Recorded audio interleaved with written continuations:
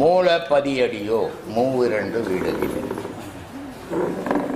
மூல பதியடியோ மூவிரண்டு வீடதிலே கோல பதியடியோ குதர்க்கம் தெருநடுவே சால பதிதனிலே தனலாய் வளர்ந்த கம்பம் மேலை பதிதனிலே என் கண்ணம்மா விளையாட்டை பாரேனேன்றார்.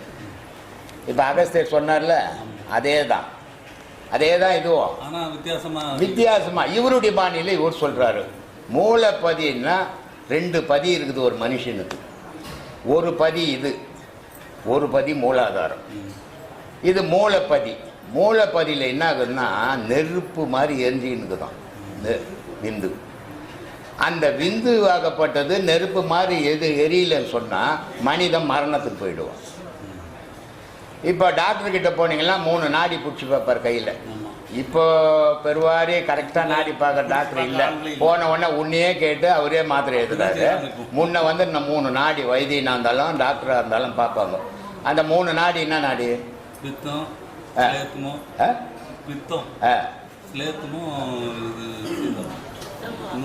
கை நாடி என்ன நாடி? வாதம், பித்தம், சிலோஸ்தமம். வாதம்னா காற்று, பித்தம்னா நெருப்பு, சிலோஸ்தமன்னா நீர். இது 3ம் ஒரு லெவலில் இருக்குதா? ஒரு லெவலில் இருந்தால் இவனுக்கு ஒரு நோய் இல்லை. இதில் பித்தம் வாதம் கம்மியாகி போய் சிலோஸ்தமம் ஜாஸ்தி ஆகி போயிருந்தால் இவனுக்கு கோல்ட் ஆகி போச்சு. பிரச்சனை வாழ்நாளே பிரச்சனை சாமி. வாழ்க்கையே ஒரு பிரச்சனை. பொண்டாட்டிக்கிட்ட பிரச்சனை, கடங்காரங்கிட்ட பிரச்சனை, வேலை மேலே பிரச்சனை, பிள்ளைங்க கிட்ட பிரச்சனை, பொண்ணுக்கிட்ட பிரச்சனை, மருமகிட்ட பிரச்சனை. வாழ்க்கையே பிரச்சனை இதுதானே வாழ்ந்துன்னுக்குறோம். ஆனால் வெளியே வரும்போது அப்படியே மேய்சகிசலாம் முறிக்கணும், என்ன மாதிரி எந்த கிளியராகிறான் அப்படின்னு வெளியே வர்றோம் சும்மா ஒப்புக்கு. உள்ளே பார்த்தா ஃபுல்லாக அமாவாசை போன தேன்கூடு மாதிரி இருக்கிறோம். அதனாலதான் வெளியே வர பயப்படுறோம். அதான் கண்ணாடி. அப்போது அந்த மாதிரி இவர் சொல்கிறார், அந்த மூலன்றது அவ்வளோ நெருப்பான். மூல பதியடியோ மூவிரண்டு வீடதில்லை. மூவிரண்டு வீடு, மூலாதாரம், சுதிஷ்டானம், மணிப்பூரகம், அநாகதம், விசுத்தி. ஆச்சு. எத்தனையாச்சு? 6 வீடு. 3 2 எத்தனையாச்சு? 6. அதான் சொல்கிறார், 6 வீடு இருக்குதுல அந்த முதுகு எலும்பில் அப்படின்னு சொல்கிறாரு. அதனால் சொல்கிறாரு, மூல பதியடியோ மூவிரண்டு வீடதிலே கோல பதியடியோ குதர்க்கம் திருநடுவு. குதர்க்கம் திருநடுவேன்னா அந்த 6 இது தன்னா 6வது வீடு வந்து குறுக்கும் நெடுக்கும் கது வழிடாதுதான். அதனால் சொல்கிறான், குதர்க்கம் திருநடுவே சால பதிதனிலே தனலாய் வளர்ந்த கம்பம் மேலை பதிதனிலே என் கண்ணம்மா விளையாட்டை பார்க்கணும். கடவுளை எங்கடா பார்க்கணுன்னா இங்கே பார்க்கணும். கண்ணால் கடவுளை எவனாலையும் பார்க்க முடியாது. பார்த்தா கண்ணு போகும். ஏமாத்தின்னு ஒன்னா இருக்கலாம். ஆனா பாண்டியனுக்கு அந்த நோவு வரும்போது இவர் அப்புறம் வந்து அவங்க கிட்ட அந்த பாண்டியன்கிட்ட இருக்கிற சிவனையே சொல்லி நீ அதை கரெக்ட் பண்ணி எல்லாத்தையுங்கிற மாதிரி ஆர்டர் கொடுத்துட்டு வந்தார். அது பிடிக்கும் சாமி. அவங்க இப்போ மனிதன் ஒரு வத்தி குச்சி வச்சோம்னா ஒரு விரலினுடைய நிழல் ஒரு பக்கம் விழுது. 5 அடி மனுஷன் இருந்தால் நிழல் இல்லாத நடக்கலை இல்லை. 5.25 அடி வள்ளலார் நடந்தார்னா நிழல் கிடையாது. ஏன் விழல? நெருப்பா மாறிட்டார் அவரு. அப்பரு திருநாவுக்கரசரும் அப்படிதான், ஞான சம்பந்தரும் அப்படித்தான். வெறும் அவர் சொல்றாரு, இந்த விபூதியினுடைய சக்தி வேற எதுக்குமே இல்லடான்றது. அதனால 10 பாடலே இருந்தார் விபூதி பதிகம். அவங்களுக்கு தன்னை மீறிய ஒரு சக்தி அவங்க கையில் இருந்தது. ஆனால் அவங்களுக்கு இருந்தது நமக்கு இருக்குதுன்னு சொல்லக்கூடாது. அது ஏமாத்துற வேலையாயிடும் இல்லையா? அப்போது இந்த இறைவனை பார்க்கணுன்னா எங்கடா பார்க்கணுன்னா புருவ மத்தியில் பார்க்கணுன்றான். இப்படி பார்க்கலன்னா நீ என்ன ஆவேன்றாரு. எஞ்சான் உடம்படியோ 7 வயலடி பஞ்சாக்கரர் 5 பட்டணமும் தான் 2 அஞ்சாமல் பேசுகின்றாய் அக்னிக்குள் தான் பாய்ந்து நெஞ்சாரன் இல்லாமல் என் கண்ணம்மா நிலை கடந்து வாடுறேன்றார். இதை பிடிக்க முடியலம்மா, என்ன ரொம்ப கஷ்டப்படுறேன் நான். நீயாவது ஏதாவது ஒரு இறக்கப்பட்டு எனக்கு பிடிக்கிறதுக்கு வழி சொல்லுமா, இல்லைன்னா நான் வீணாக போயிடுவேனம்மா, நான் வீணாக போகிறதுக்கம்மா பிறந்தேன் அப்படின்ற. அப்போ உடனே அந்தம்மா சொல்கிறாங்க, அடப்பாவி இது ஒன்றும் கஷ்டம் இல்லைடா, நான் சொல்கிற மாதிரி நீ செய்தீன்னா உனக்கு துன்பம் கிடையாது. அதனால் சொல்றாரு, முத்து முகமடியோ முற்றந்தி வீதியிலே 10ஆம் இதழ் பரப்பி பஞ்சனையில் மேல் நிறுத்தி அத்தையை அடக்கு நிலை யாருமில்லா வேலையிலே குத்து விளக்கேற்றி என் கண்ணம்மா கோலமிட்டு பாருன்னு. சாமி கும்பிட்றது எப்படா கொண்டு இந்த மாதிரி கூட்டம் கூட்டி சாமி கும்பிடுறா? சாமியே தெரியாது, கும்மாலமாக தான் இருக்கும் உண்டு.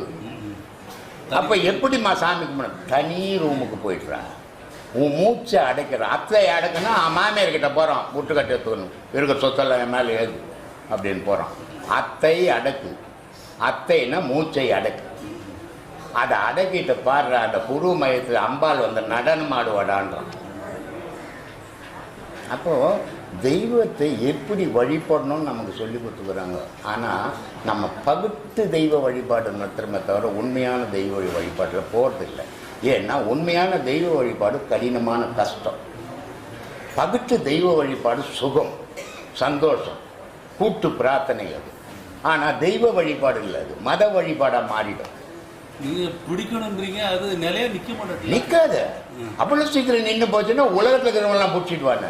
சிரமப்படணும், அழுவணும், கத்தணும், கதறணும். அதுக்கிட்ட நான் யாரு, நான் எதுக்காக பிறந்தேன், ஏன் பொறுக்கணும்? நான் சரி பிறந்துட்டேன், சாகணுமா? நான் எப்படி நான் இதெல்லாம் விட்டுட்டு சாவேன்?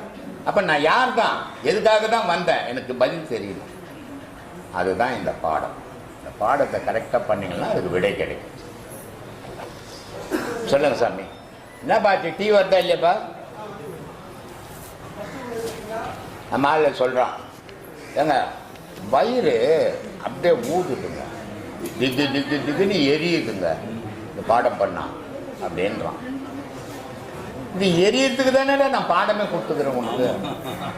சொல்லு, இல்லைன்னா நீ இருக்கிற மாதிரி எதுக்கு பாடுவான்? இருக்கிற மாதிரி வீட்லேயே படுத்து நல்லா தூங்கி இருக்கலாமே. திக்கு திக்குன்னு எரியணும், உடம்பெல்லாம் புண்ணு வரணும், கண்ணில் வாயெல்லாம் வெந்து போகணும், கண்ணிலெல்லாம் தண்ணி ஊற்றணும். அதான் இந்த பாடம். ஆனால் இது நிலைச்சு நிற்கணும், மாறிடக்கூடாது. மாறி போச்சுன்னா நான் திருப்பி பழையபடி வந்துடுவேன். அதை சொல்கிறான் அந்த ஆள். எப்படி சொல்கிறேன் பாரு. கொல்லான் உலை போல் கொதிக்குதடி என் வயிறு, நில்லென்று சொன்னால் நிலை நிறுத்த கூடுதில்லை, நில்லென்று சொன்னால் நிலை நிறுத்த கூடினால் கொல்லென்று வந்த யமன் குடிபோவானே. இந்த எரிச்சலுக்குது நெருப்பு, இது அப்பப்போ ஆறி போகுது. கொல்லாம் கொள்ள மாதிரி தான் நான் கொளுத்துறேன், ஆனால் அது ஆறி போகுதுப்பா. ஆறி போதாலும் யம என்னை தேடி வர்றேன்னு. ஆனால் அது ஆறாமல் நான் எரிஞ்சிங்கன்னா நான் யம என்னை பார்த்தோன்னு ஒரே ஓட்டம் ஓடிட்டு வானேன்றான். அப்போ துருத்தி ஊதிக்கிட்டே இருக்கணும், ஊதிக்கினே இருக்கணும். எப்பவும் போட்டு கொளுத்து. தீயில மட்டும்தான் நீ செய்த புண்ணியமும் பாவமும் அழிஞ்சு போயிடும். நீ சுத்த பிறவி ஆயிடுவ. சுத்த பிறவியானா சுத்த பொருள்ல சேர்ந்துடுவ. இந்த பூமியில உனக்கு ஜனனம் கிடையாது.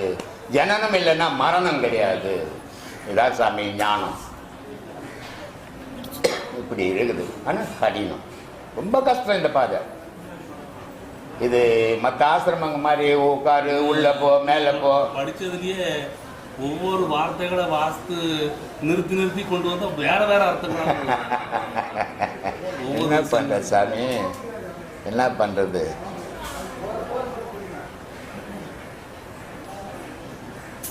அது தனித்தனியா பார்க்கணும்னா ரொம்ப கஷ்டம், ரொம்ப கஷ்டம்தான் சாமி. என்ன பண்றது சாமி?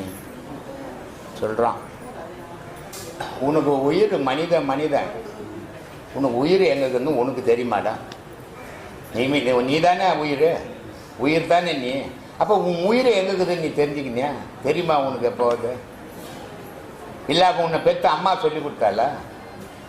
இல்லை உன்னை இப்போ உருவாக்கின தந்தை சொல்லி கொடுத்தானா? இல்லை உன்னை கற்றுக் கொடுத்த ஆசிரியர் சொல்லி கொடுத்தானா? யாராவது சொல்லி கொடுத்தானா உன் உயிர் எங்கக்குதுன்னு? இது நீங்கள் சொன்ன உடனே எனக்கு ஒன்று வருது. ஒருத்தர் இறந்துட்டாங்கிறது எப்படி தெரிஞ்சுக்கிறது?